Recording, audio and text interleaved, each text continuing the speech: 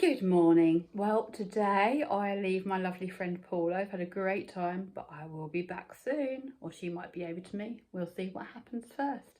Lots of planning for next year though. Might do America together in September, although I'm going to do a little bit of it in March, but deciding that possibly the north and east or northeast coast isn't a great idea in March because of the weather, but we'll see what happens. So I'm hitting the road. I'm running late again as usual, so I'm probably going to go do motorway because that'll be 2 hours motorway, 3 hours non-motorway through cities. I'm going to go and see Mike today, and he's going to put some pannier bars on my bike, so and sort out my top box so it slides back a bit, and then go and see my beautiful friend Kim later on tonight as well. So as well as leaving Paula behind, I'm leaving these books behind as well. And there are a couple of poems that I wanted to read, but I'm just going to read one. So one of them's called I'm Fine, and I'm not going to read this one, but it's called I'm Fine, and it's what the world replied. But if you Google I'm Fine Becky Hemsley, you can actually see her reading that poem herself on Instagram via TikTok, I think. So I'm going to read one of her other poems today called From Talking to the Wild, not the wind, the wild. And it's called The Dam. Do not be afraid of your tears. And I just thought this really resonated with me. And you'll probably see why when I read it, 'cause you'll see a bit of what I've been doing over the last few months of staying busy and then coming home and falling apart. The dam. She'd built herself a dam so she could hold her tears at bay. A wall of stubborn barricade to keep her pain away. Her barriers were busyness, distraction and denial, and ignoring and avoiding how she coped for quite a while.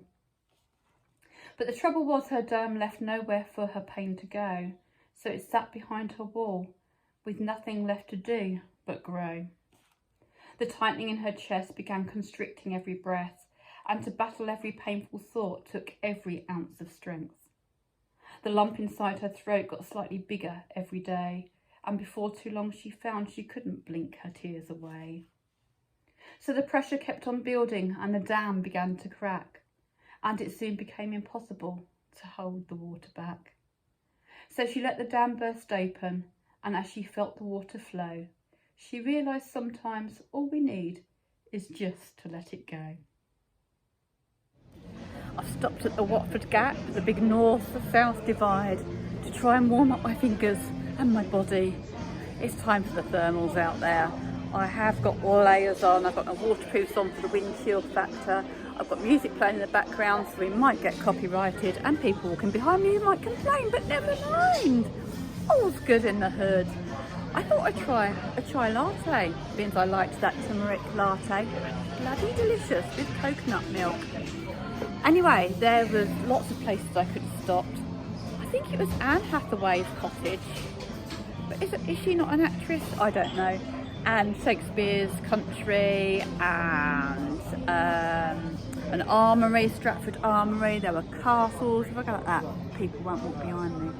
There was castles, there's all sorts of places, but I'm on a mission to get to Mike's for midday. But I have got 45 minutes to spare, so there you go. And actually my sat nav brought me mostly on the A45, and it's been quite a nice route.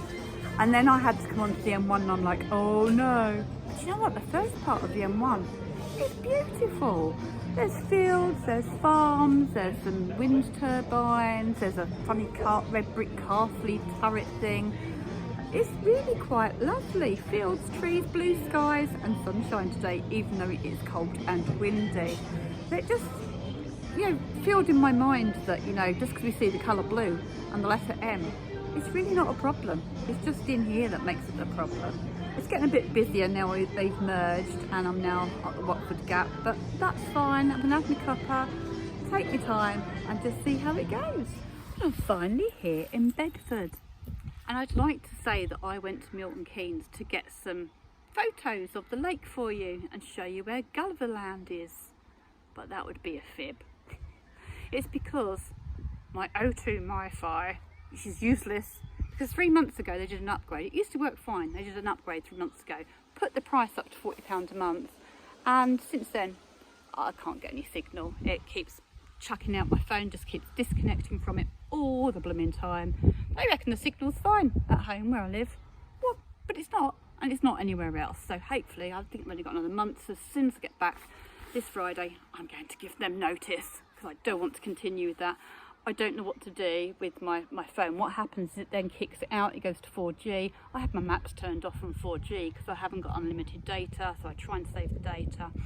So that's not working, so I think I'm going to have to find a contract with unlimited data again. Paul has just told me that a Vodafone phone do one for £37 a month, which also covers Australia and America, so that would be good. But I've had problems with them before, and I can't get a service at mine with Vodafone. That's why I did all this O2 stuff. The Sky that I'm on my phone is good, so I might have to look to get to Sky and get unlimited and see if I can get Australia and America in on that. Who do you use? Where's your good service from? Let me know any good deals that are out there right now. All advice gratefully received, as always. Anyway, I'm just chilling while Mike's at work on my bike, bless him, and he's told me as well about this neck brace thing that you put round and hold your helmet on. So I've just gone on and ordered one from Sports Bike Shop because I had to get a kiddie's size.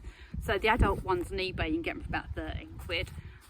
But the one I've had is £35. I've had to get a proper one because it's kids size, and hopefully that won't be too small. Hopefully it won't be strangling me, but I have got a small neck and a small head.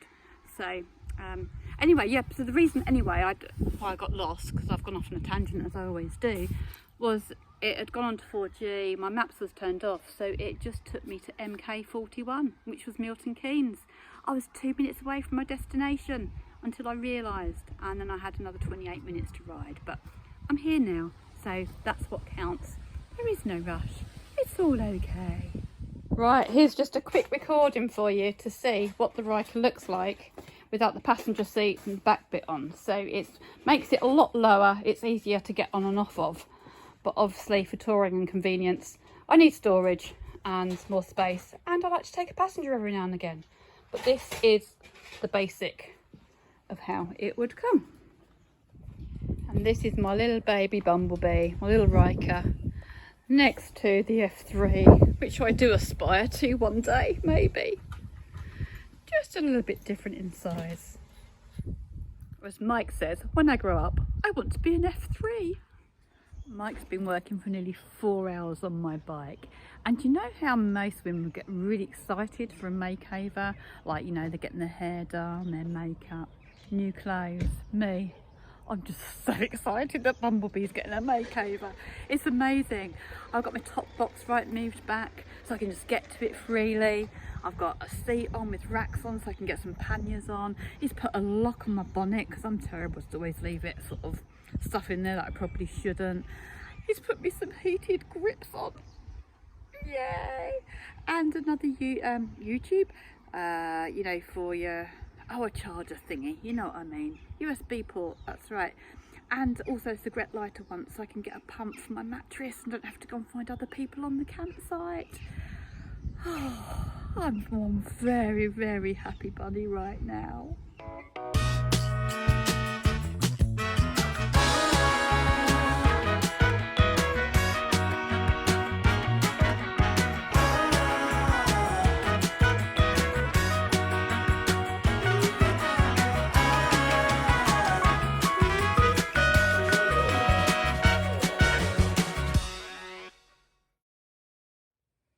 What a great day. I'm so happy with Bumblebee. Thanks to Mike. 1,000 thank yous, Mike. Certainly couldn't have done any of that without you. And I did help a little bit. I think I might have got in the way a bit. But you know what I did do? While I had my bonnet off, I actually put some water in because it was only about half full. So anyway, tomorrow I'm going to check my oil because apparently you have to ride it around a bit first because it's got 2 sumps. So you can't test it or check your oil when it's been standing. So I'm going to do that when I get over to my brother's tomorrow. Quickly open the side and check my oil, see what that's doing. I'm now in London and mostly motorway, very busy rush hour traffic, but that's fine. I was running out of petrol again at one point, so I had to come off at Luton and just hope and pray that I found a garage, and I did. And so that was good, but best of all, I had warm hands. Oh, heaven. Night, night. See you tomorrow.